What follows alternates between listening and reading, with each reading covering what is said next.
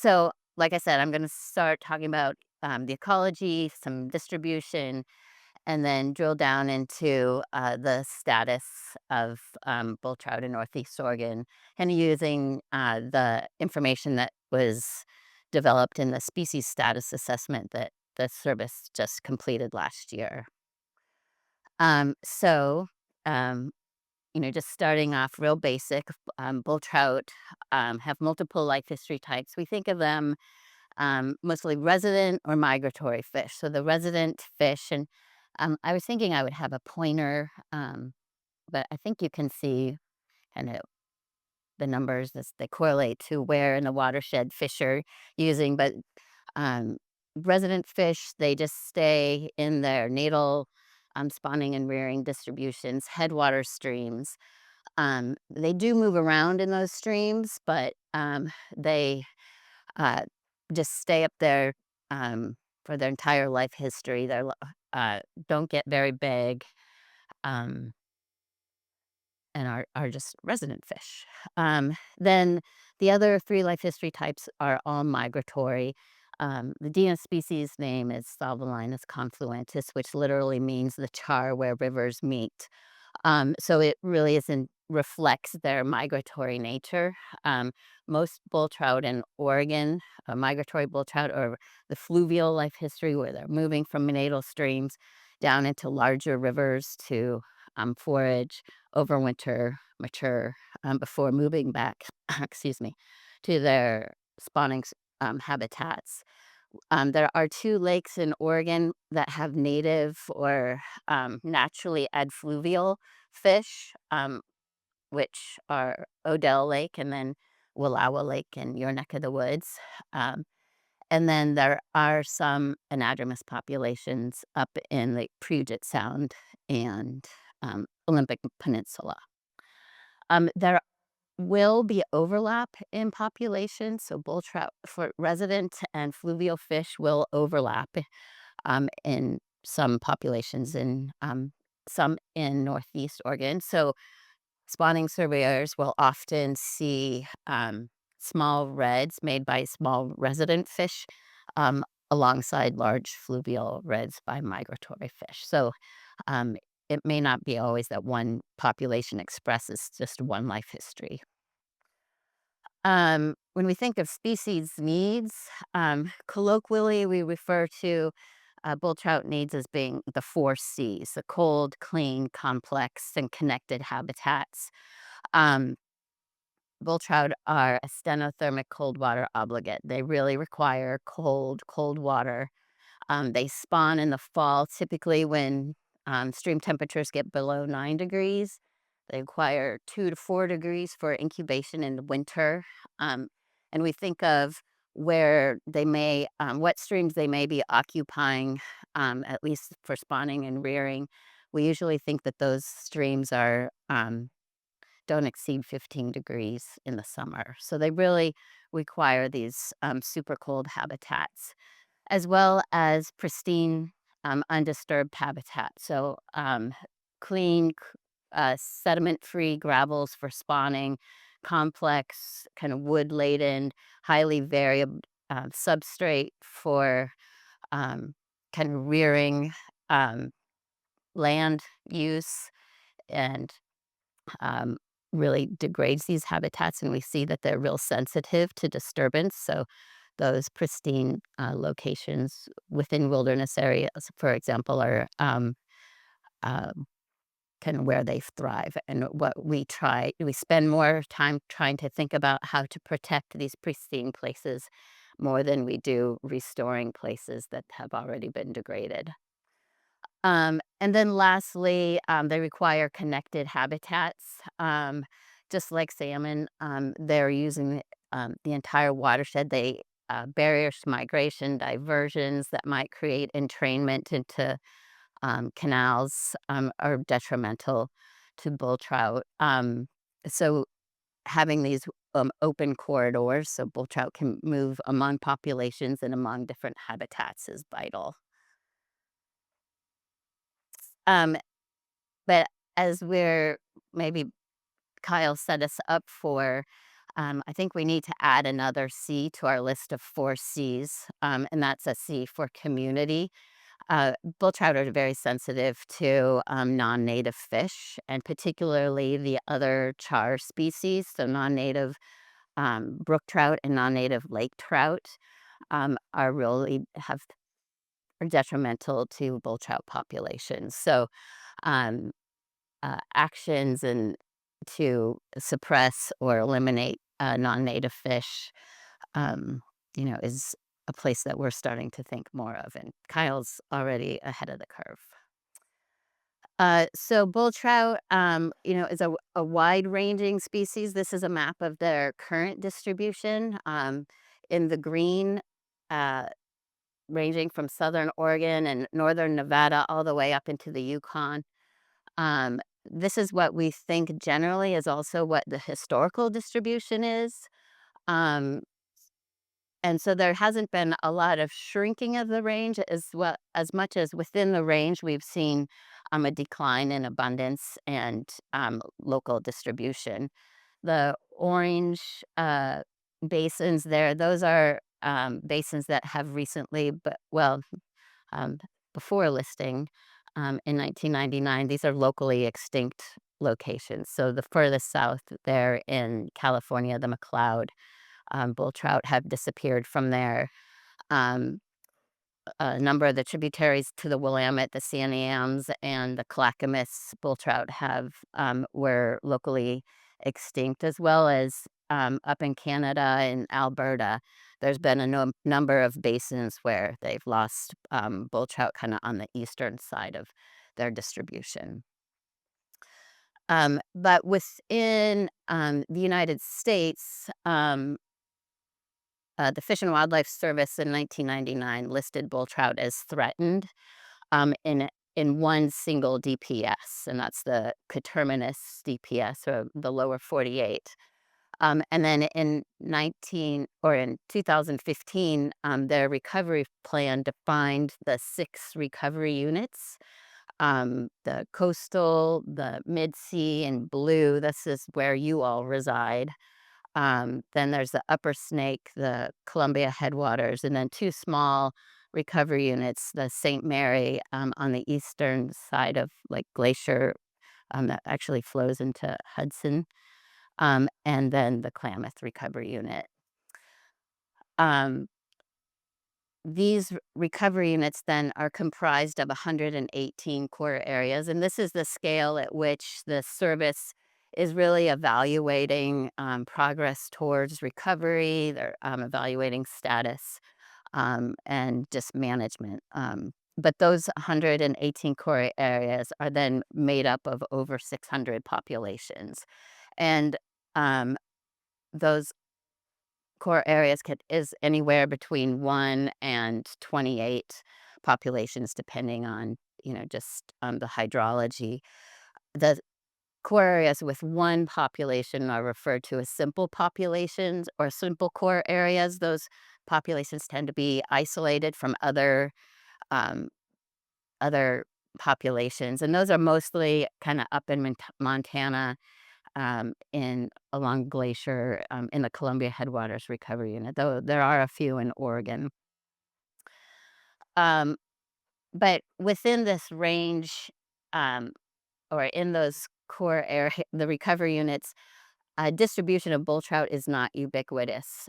They, especially in Oregon, are just sparsely distributed, and this map kind of shows us this is critical habitat as defined by the service in 2010. And the red is spawning and rearing critical habitat. The blue is foraging, migrating, and overwintering. And then there's some brown areas depicted in Idaho, which is just kind of unknown use type. And the point that I wanted to make here is, um, there the spawning and rearing distribution is really limited to these high elevation headwater streams. Especially in Oregon, you can't go to just any stream and find bull trout. And these spawning areas are then connected by what we call foraging or FMO, the foraging, migrating, and overwintering. So that FMO habitat is really important for maintaining connectivity among the spawning and rearing habitats. Bull trout are using this FMO. Um, they're not just migrating through as if salmon traveling to the ocean. They're rearing here. They're um, finding prey, they're foraging, they're growing to maturity. So they're actually using this FMO habitat as kind of an essential part of their life history. Um,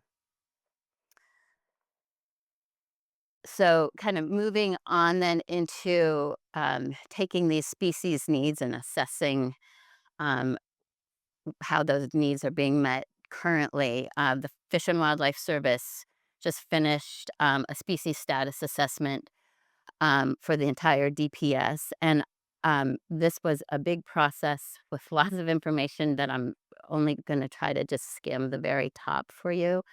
The important thing to know is these SSAs are the framework that the service is using now for evaluating proposed list species proposed to be listing or for 5-year reviews or down listings. And they identify species needs, then they look at how well those needs are being met currently to define a current condition, and they project what the future might look like in terms of meeting those needs. For bull trout, we projected 5 future scenarios.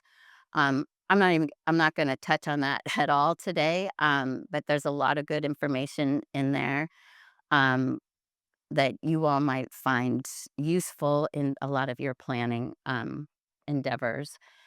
Uh, and the SSA uses kind of looks at status through the lens of the 3 R's: resiliency, redundancy, and representation. I'm only going to talk about resiliency today.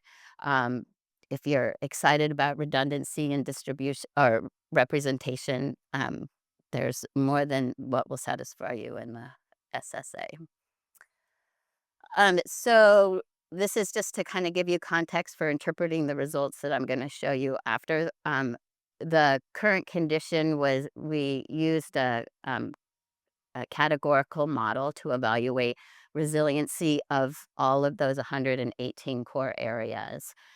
The factors, we used 5 demographic factors, 6 habitat factors that were kind of tiered off or identified based on the species needs. And then we leaned heavily on local working groups. So every core area is covered by a working group that includes, agencies, the tribes, NGOs, um, and kind of the local experts. And so those working groups provided empirical data. Where we didn't have empirical data, they provided kind of the local expert opinion. And so for each one of the factors, core areas were assigned a certain number of points depending on the condition of the habitat, the characteristics of those populations. So, for example, habitat quantity was just assessed by what is the distance of spawning and rearing habitat within a core area.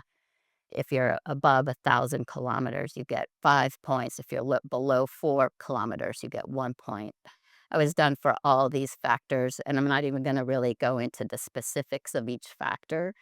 But those points were then averaged to come up with a final resiliency score. So those kind of blue are high resilience um, or very high resiliency. The reds are low or very low. If a core area did not even meet a low resiliency score, it was defined as being no resiliency, which is basically functionally extinct.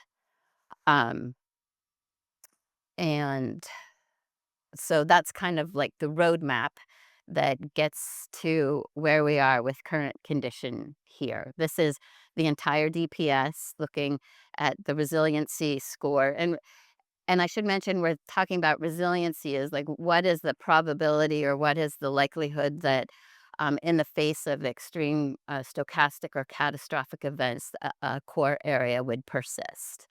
Um, so just kind of brushing over the top here, the first thing I think you're being drawn to is that there is a huge chunk of highly resilient core areas in Idaho, in the Upper Snake and the Clearwater Basin. And that just reflects that are highly connected hydrologic networks that don't have a lot of barriers. There's a lot of just connectivity for bull trout to express their full life history. As well as a lot of these habitats are within vast tracts of wilderness areas. These are really high condition, pristine habitats. But outside of that, you'll see that the resiliency is highly varied. And that reflects that really the main drivers for resiliency throughout the rest of the distribution happens at a really local or watershed basin level scale. So just depending on the condition, present or habitat condition, presence of non-native species, um, land use, connectivity, that's going to really impact these core areas kind of separately from their neighbors. Um, the hatched, kind of the hatched, black and white hatched core areas, those are the ones that were identified as being locally extinct prior to listing. We have one that was evaluated as extirpated since listing, and that's kind of at the top there, the lower portion of the pond array. Um, so drilling down now into kind of your neck of the woods, which is kind of really what we wanted to focus on. Um, the Grand Ronde and the Amnaha core areas. This is what the how current condition falls out. There's 5 core areas in your neighborhood. There's Looking Glass Wanaha, um, Wallowa Minam, and the Imnaha, and those are all kind of ranked out as high resiliency core areas. And then the Little Minam and the Upper Grand Ronde ranked out as medium or moderate. And just for your kind of the way we think about medium or moderate resiliency is kind of a 50-50 coin toss. Like in the face of these catastrophic events, there's a 50% chance that these core areas would persist. So that kind of gives you a benchmark of how to think about what these resiliency scores mean. So I'm just going to dive into just briefly describing the drivers for the resiliency score in these 5 core areas, and then Mike is going to kind of take it to the next level and explain um, more specifically based on his research. So, starting with the Upper Grand Ronde, you all you all know most of this, so it feels kind of silly to be telling you. But in the perspective of bull trout, there are 7 populations in the Upper Grand Ronde core area. There's the Indian Creek and Catherine downstream of La Grande, and then there's Clear, Chicken, Limberjim, Hoodoo, and Upper Grand Ronde. And these gray polygons are to depict the separate populations, but I can see now that you can't really see what those population boundaries are, which is fine. And then the bar at the bottom you'll see is the results of the evaluation of each individual factor. And I just included the color for you to kind of just see generally. If you look at the habitat factors, which are those on the right, those all came out as medium resiliency. I think you all probably know why. There's degraded habitats. There's presence of non-native species, brook trout. So that kind of reduces the resiliency score. But on the left-hand side are the demographic factors that rank out as more highly resilient.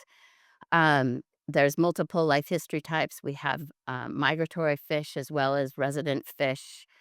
We have a high number of populations, and it appears to be relatively abundant. but I am going to, um, the caveat here is that this evaluation is all based off of data from Catherine Creek. Kind of the methods of the SSA is where we don't have data for some populations, then we assume that the populations that do have data reflect those of the entire core area. And in some places, I think that was a fair assumption. Um, in this place, I don't think it is a fair assumption. I think Catherine Creek is really kind of eclipsing what's happening in the rest of the core area. And Mike is going to be able to really shed light on what the story is there. So I won't steal any more of his thunder, which is not good thunder, but it's still thunder. Um, the next core area is the Wallowa Minum. The Wallowa Minum, is that it? Oh, there it is. And so this 6 populations here, um, the one for kind of each of the major tributaries to the Wallowa, and what's not represented is a little gray polygon for the upper Wallowa Lake. Um, that includes another is one of the 6 populations. Um, Here we see, I think, Kyle said it perfectly, that there's really 2 places where we're concerned in terms of, the habitat factors. There's kinda degraded FMO, warm waters, um, and then there's brook trout. The brook trout are in all of the populations except Deer Creek, so that really kind of, brings down that habitat score. But the demographic scores are high. There's multiple life history types. There's abundant populations. Populations have connectivity to each other. I think outside of hurricane, which might be isolated above a barrier. The Wallowa Minum core area has fairly high resiliency and could be higher if we manage brook trout. Then the Little Minum, I've always thought of the Little Minum as kind of one of our gems, and I think it is, s mostly because it's just, entirely encompassed in the wilderness. It's got pristine habitat, really, the only thing habitat-wise that it gets dinged for is just the small distribution. It's isolated above, a fall, so it doesn't get genetic mixing with other populations. And the thing that really, on the demographic side that impacts it is just being the small, locally isolated population. So it suffers from small population size and isolation. Um, and then the Looking Glass Wanaha, this aquaria it consists of Looking Glass is its own population, and then there's 3 populations in the Wanaha, the Forks and then Butte Creek. There is critical habitat in Crooked Creek, and we have gone in there numerous times trying to uh, determine whether there's a spawning population, and I have not been able to. So um, there's only 4 populations in the Wanaha. Um, this is another place where we have mostly protected habitat in wilderness areas. It rates fairly high in terms of both demographics and habitat. There are brook trout up in Langdon Lake, at the headwaters of Looking Glass that, we've tried actually to go in and manage those, but, that social piece came in and the HOA was not fond of that idea. So, um, and then just limited a bit, in our scoring by habitat quantity, but, Looking Glass Wanaha is one of the places I feel like bull trout are fairly secure. And then lastly is the Amnaha core area. And again, this is a high resiliency core area. Um, the really driving factors that here is the Wallowa Valley Improvement Canal. And I should just mention that the populations, there's the 2 populations in the Amnaha River itself, the upper and lower split at the falls. an isolated population above a barrier on Cliff Creek. And then the big sheep and little sheep are bisected by this Wallowa Valley Improvement Canal, which also then isolates McCully Creek. The canal transfers water from the headwaters of the Imnaha and takes it over into the Wallowa Basin. So it's isolating those populations, which kind of hits on the demographic factors. And then it's those diversions actually impact habitat quality in terms of wood recruitment, gravel distribution downstream. So that is probably the big thing that's impacting resiliency in the Amnaha.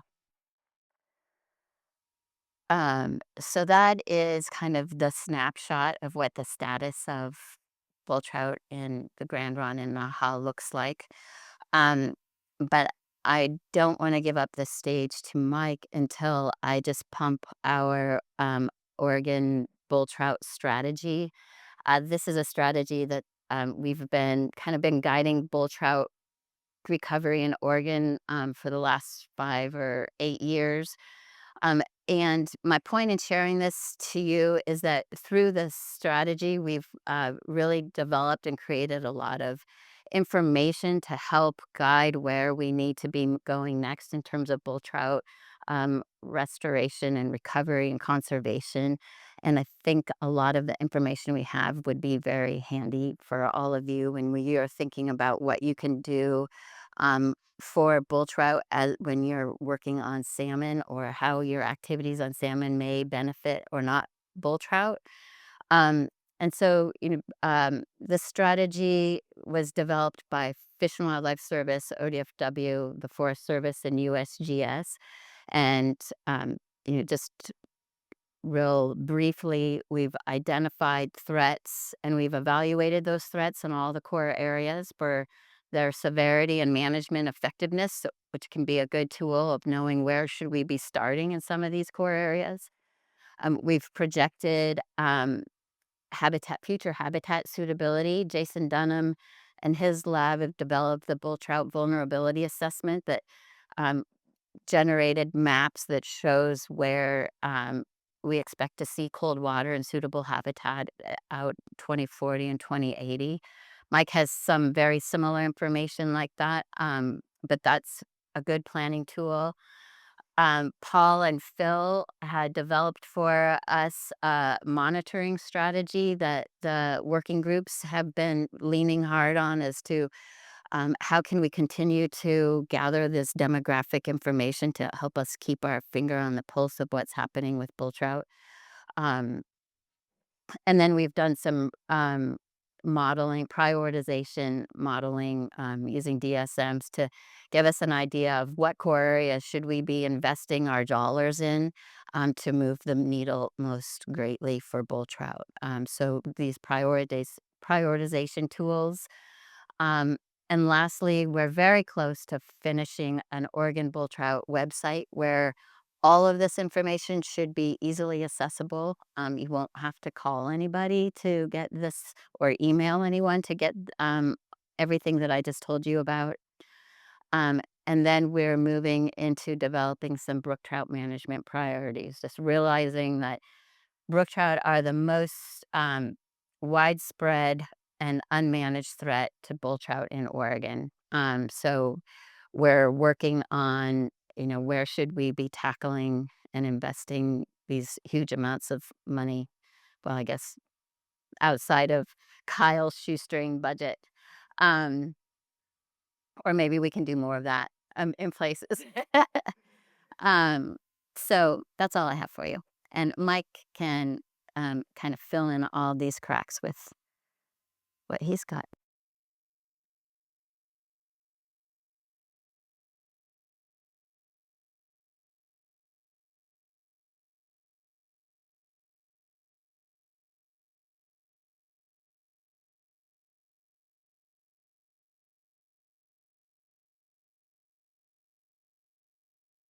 Such Is this going? Oh, there we go. Thank you. Um, all right, thanks, Stephanie. Great, lead into this, and Kyle provided a lot of information that I'm going to build off of a little too. I'm the kind of person that likes to dig into the weeds a little bit, but I realize I have way too many slides and not enough time, so I'm going to try and just gloss over a lot of that. So if there's stuff you want to talk to me about later, feel free to reach out either here, call me, email me, whatever.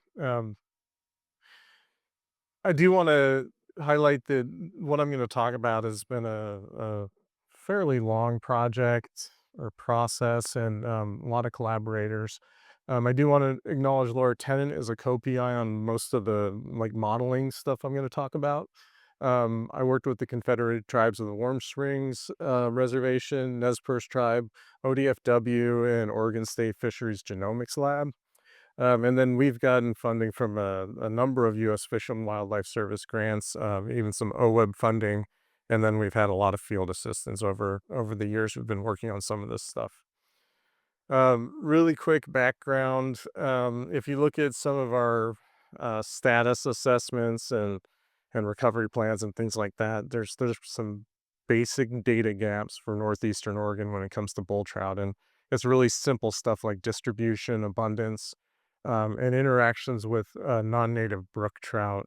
We've talked a lot about that in the last two talks, and I just want to highlight again that brook trout are a non-native char in this part of the country. They're a congeneric species with or congeneric, yeah, species with bull trout, and they do compete and hybridize with bull trout. So they're a concern. Um, what we wanted to do is kind of fill in some of those basic data gaps. So really just stuff like documenting the distribution and relative abundance of bull trout, brook trout, and hybrid char. And um, for this talk, when I'm talking about hybrid char, I'll probably say hybrid bull trout too. These are any char that we detected that had at least some bull trout genomic material in them. So I'm kind of excluding the pure brook trout out of calculations of hybrid bull trout. So in addition to the kind of basic distribution relative abundance, we're working on some models just to kind of um, be available for um, management planning and things like that, predictive abilities and stuff like that. And I do want to note that I think some of my slides got a little messed up with the transition, but um, we're sampling pretty much in the headwaters of some of these areas. So we're really looking at juvenile char um, or resident char in spawning and rearing habitats. So we don't really have a lot of information on migratory components of the fish we're looking at.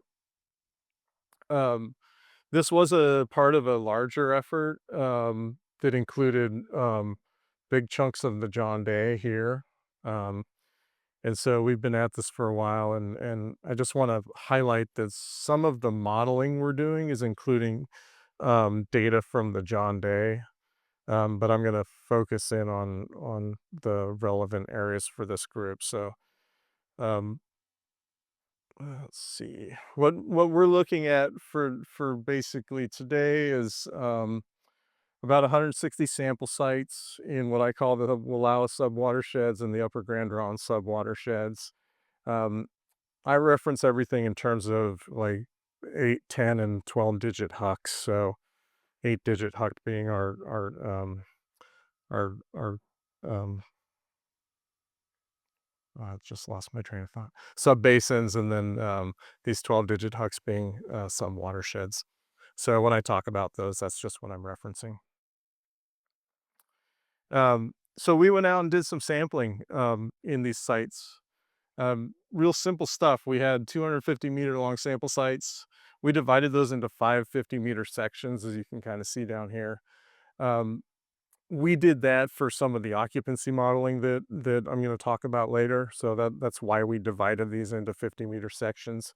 Um, Single pass backpack electrofishing.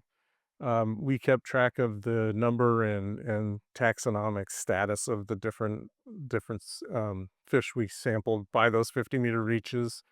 And then we also collected genetic samples from almost every char that we handled. There was a few in the John Day that we didn't, but most of the fish we sampled, we did collect fin clips from.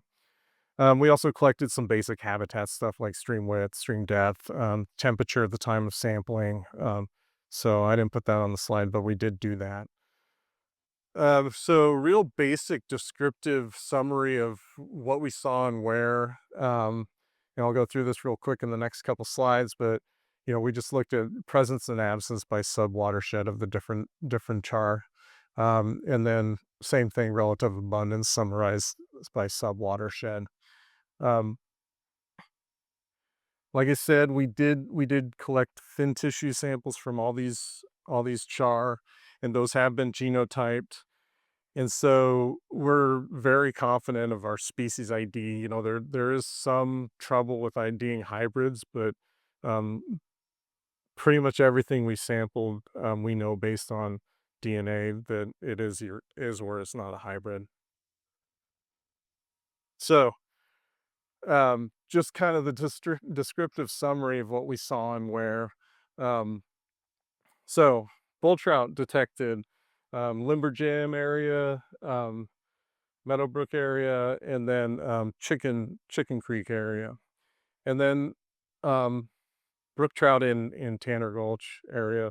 Um, no bull trout detected there based on our sampling. Um, Indian Creek, North Fork and South Fork, Catherine Creeks, bull trout, no brook trout. And then for the Minam and kind of Bear Creek areas, bull trout and brook trout in lower portions. This is the upper portion of the Lostine, brook trout only. There's a waterfall barrier up there. North Minam, only brook trout in our sample. Upper Minam, both brook trout and bull trout. And then um, parts of the Minam and Little Minam, just brook trout or bull trout in our sample. So that's kind of the general distribution of those. Looking at where we saw hybrids, low sample size of char that we sampled in the Tanner Gulch area, but both the ones we sampled were hybrids. For the bull trout side of things. Upper portion of the Minam, a fairly large proportion of hybrids, 25%. Um, and then there were some hybrids in the lower portion of the Minam that we sampled. And then hybrids in upper portions of Bear Creek and throughout the Lostine River study area, with the exception of the high elevation areas. I do want to note though that I kind of blew up this upper Minam area just to highlight that these hybrids aren't necessarily distributed throughout the whole area. So this little polygon is the upper Minam. All these circles are our sample sites. The white ones are where we didn't detect hybrids. And then the colored ones, the kind of cool colors, the blues, those are low numbers of hybrids. Um, and then the warmer colors, more hybrids. So through a large portion of that area, we didn't see any hybrids. We saw one or two just here on Trail Creek. This is Elk Creek though, and it just was loaded with hybrids. So, 48% of the bull trout we sampled in there were hybrids. So really high percentage, localized in some of these areas. And I did want to point out, and a lot of people in this group might know this, some might not, I don't know, but um, there's this idea that hybrids are sterile, and that's simply not the case. We've known for decades that these hybrid bull trout can go and spawn and create back crosses and later filial generation hybrids. So you get F2s, F3s, and then back crosses with both the bull trout and brook trout. So this is essentially a genetic legacy that these brook trout are leaving with bull trout. So even when we get rid of brook trout, or if we did, it might be decades that we still have the, genetic legacy of those brook trout. And just to highlight that here, in Elk Creek, 89% of the hybrids were F1, so a lot of F1s. But there were 4% that were back crosses with bull trout, so hybrids that spawned with a bull trout, and then 7% were um, back cross with brook trout, so a hybrid that spawned with a brook trout. Relative abundance.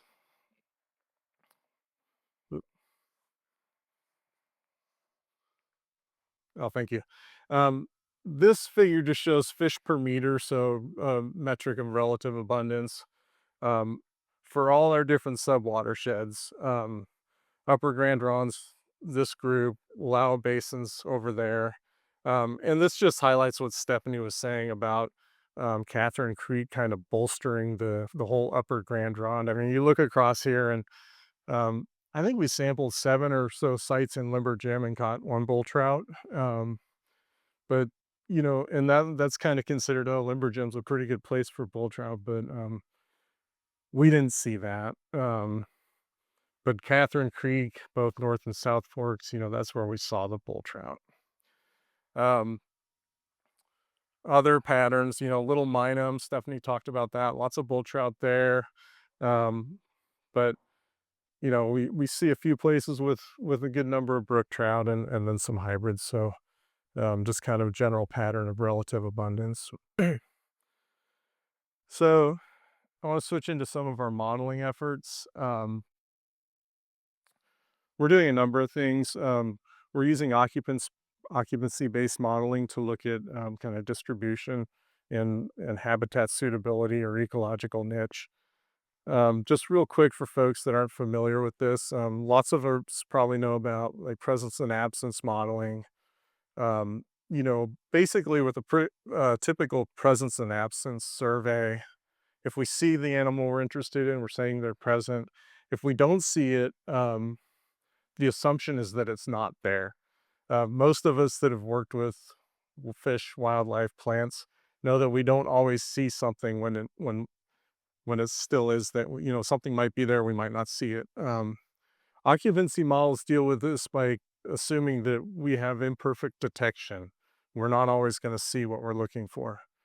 And so we can simultaneously estimate capture probability or detection probability and occupancy probability. So we can kind of get better estimates of where something might be, even if we don't see it. Um, there's a lot here, but for our surveys, for people that are really into this stuff, we use the spatially replicated survey design. We estimated 3 things, detection probability, occupancy probability, and then what I'm calling an ecological niche index, which is simply an occupancy probability that I'm extrapolating out across the landscape. Um, we looked at a bunch of covariates that might help explain both detection and occupancy probability, and then we went through a number of steps for model selection. So we basically did a AIC type of assessment, but use some other metrics as well. Um, so what we found for detection probability is shown here. Folks that really like parameter estimates and things like that, there's a table here, but I'll focus mostly on these figures. So all 3 of these figures show detection probability on the y-axis. So the probability that we saw an animal if it was there.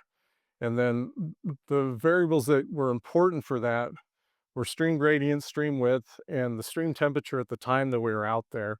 For stream gradient, we basically saw there was an optimal stream gradient where we were good at detecting bull trout if they were there. And I should back up. I'm using bull trout as an example here. For stream width, there was a positive relationship with stream width and detection probability, and then there's a negative relationship between stream temperature at the time of sampling and detection probability.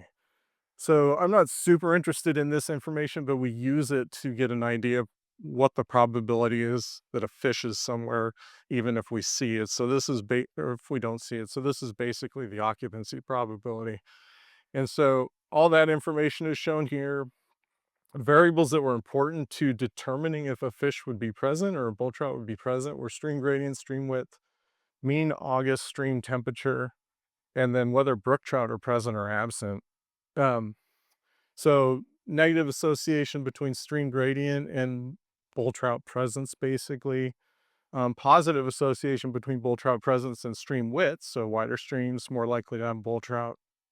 And then there was also an optimal temperature at which we would see bull trout. So a lot of this is expected. So that's kind of good. I mean, we we're reinforcing what we already know about bull trout, but these are empirical estimates derived for these specific drainages. So some good information. And then we saw a weak relationship between brook trout presence and bull trout occupancy. So a little less likely for bull trout to be present if brook trout were there. So what we're doing with that is we're refining the models a little bit because I want to extrapolate it across the landscape. We can't use some of the variables like stream width because we don't know that everywhere. We can't use brook trout presence because we don't know that everywhere. But we use stream order as kind of a surrogate for stream width, and basically just drop the brook trout variable to kind of develop this ecological niche index. And um, this is basically what we get. And we basically get maps of our sampling frame that show the likelihood that the habitat is suitable for bull trout. So this is habitat that's within their ecological niche. So these warmer colors, the reds, that's low suitability basically. The cooler colors like blue, that's high suitability. Um, and we can extrapolate this on the landscape. We can tweak variables like a lot. This is really driven by stream temperature, so you could predict out different climate scenarios based on temperature and see how this changes. And that's one of the products we're working on. So switching gears a little bit, and here's some more a different modeling framework we're looking at. Basically, we're looking at whether or not we can predict out things like relative abundance across the landscape, see what's affecting relative abundance. And we're using spatial models for that. For folks that aren't super familiar with spatial models, my co-investigator likes to point out Waldo Tobler's first law of geography that states everything is related to everything else, but near things are more related than distant things. So this is how we think of spatial autocorrelation. Um, a few decades ago, we tried to ignore this or kind of control for it. Um, Spatial statistics have come a long way in the last couple decades, and now we actually try and embrace it and use it to help explain the patterns that we're seeing on the landscape. So we're using these spatial stream network models basically to look at patterns of relative abundance across our study area. I'm going to use brook trout as an example, and we're basically in the Wallowa subbasin, so Lostine, Bear Creek, and the Minam. Um, and so these are our field sampling data, and these are basically catch per unit effort or catch per unit effort calculations for all the sample sites we visited in this area. And in this, the red colors, the warm colors are actually more brook trout. The cool colors are fewer brook trout. So this is our base data for this. Um, Kyle talked a bit about this, and Stephanie did too. There's a lot of historical stocking in this area. So these hexagons scattered throughout the upper headwaters. It's primarily in these headwater lakes. Um, and then we also have this highly fragmented landscape by natural barriers, waterfalls. Kyle talked a little bit about that. We have a lot of that. So we have kind of this template here, and we wanted to see basically if we can get relatively good predictions of brook trout per meter, based on some of these things. So we're looking at brook trout per meter. Um, Laura likes to keep things light, so we've developed this composite variable that basically looks at brook trout barriers B and stocking locations S. So we have BKTBS, so brook trout BS is our variable. That is a joke, so feel free to laugh. But um, so we're looking at that. We basically have these locations that are upstream of barriers, but downstream of stocking sites. And to be really clear, we don't think these barriers are keeping brook trout from moving downstream, but historically, these downstream areas and currently had a diverse native species assemblage. So where we've put these brook trout and how we've isolated them is basically created these brook trout sanctuaries. They don't have to compete with other fishes. They're not preyed on by other fishes. In most cases, every now and then there's some rainbow trout up above these areas, but in a lot of places, these brook trout have been placed where they can thrive because they don't have these ecological interactions with other fish species. Um, and then we put a bunch of other I'll get through this as fast as I can. We put a bunch of other variables into these models, looking at species richness, stream gradient, stream temperature in these areas, and things like that. We built this suite of candidate models. Um, we're looking at different data transformations because there's some weird things with the relative abundance data, really skewed distributions. Um, we're looking at a bunch of different spatial covariance structures, and then we go through a model selection procedure.